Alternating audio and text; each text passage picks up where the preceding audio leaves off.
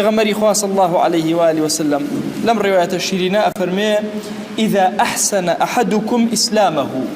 أجر كسيك زور بباشي إسلامي ورقر تن بهيز ولقل ديني خويا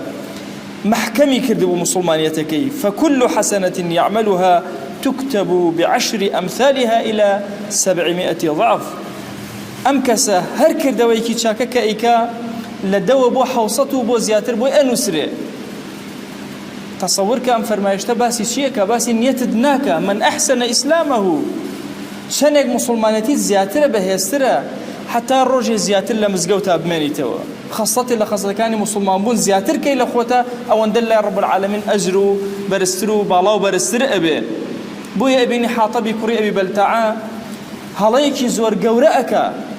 سري بيغمري خواه صلى الله عليه وآله وسلم بناميك كشفك أبو مشركين قريش كاتيك وأجيري إمام عمر أفرمي بابدم لقرديني أم منافقة بيغمري خواه صلى الله عليه وآله وسلم لي قرأ أولا أهل بدر أو أحسن إسلام أو أنا كزور زور شاك مسلمانتي خوي جيبا جاكر لو قناها قوري رب العالمين بهوي أحسن إسلامي واللي أبوري لو فرمايشتا فرماي حتى سيئي كيكر ما دام مسلمانك شاك أهلي مزقوتا تن دسي قرتو بالدين داري خوا ناسي خوا برياري داو بو خوا بجي وكل سيئة يعملها تكتب بمثلها أجر هر كردوي شي خرابي شي كر يقداني لسر أنس وتأم مضاعفي أعمالا ربطي هي بشيو بشاك مسلمانتي تو حتى زياتر وشاكتر دين داري بكي تو خوا ناسي بكي أجر لهمو كردوي كابر السر أبيتو حتى زورتر عمري دريج بلا إسلاما